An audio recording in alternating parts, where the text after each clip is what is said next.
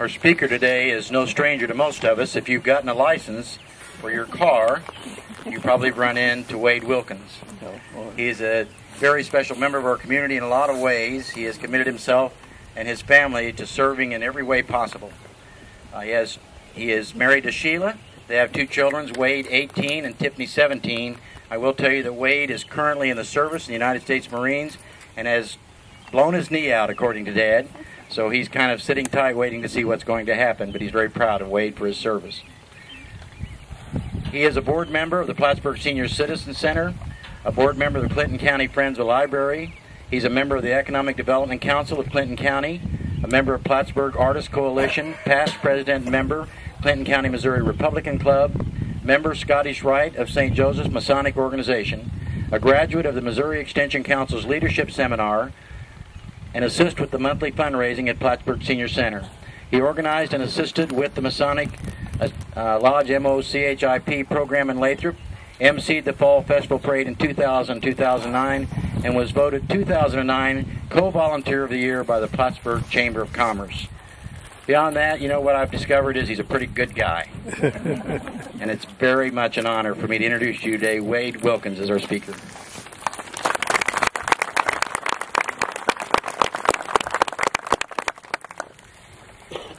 Good morning. I'd like to thank Post 467 for inviting me to be the speaker today. Memorial Day is a time for Americans to reconnect with their history and core values by honoring those who gave their lives for the ideals we cherish. More than 1 million American service members died in the wars and conflicts this nation fought since the first colonial soldiers took up arms in 1775 to fight for independence.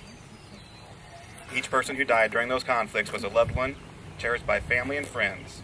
Each was a loss to the community and the nation, including our own Sergeant Isaac Brandon Jackson, who lost his life in our most recent conflict in Afghanistan on October 27, 2009, in Operation Enduring Freedom.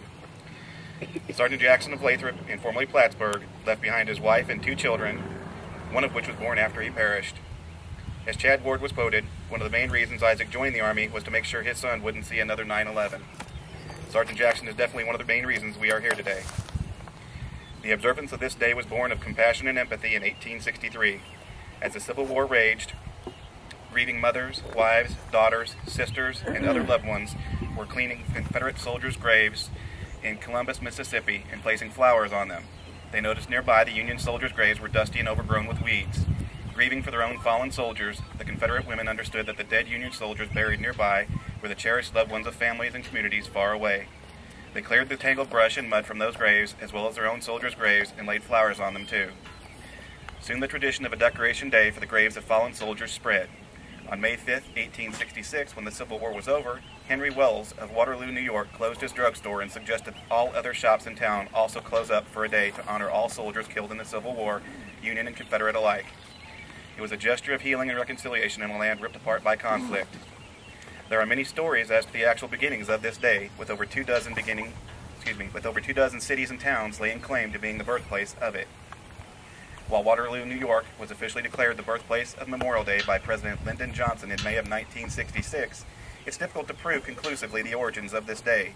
It is more likely that it had many separate beginnings. Each of those towns and every planned or spontaneous gathering of people to honor the war dead in the 1860s tapped into the general human need to honor our dead.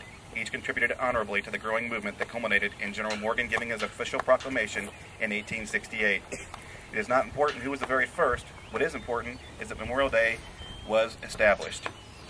Memorial Day is not about division. It is about reconciliation. It is about coming together to honor those who gave their all.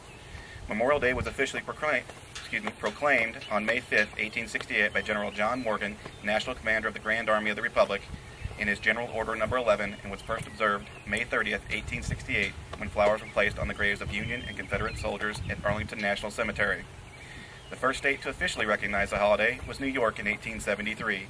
By 1890, it was recognized by all of the northern states.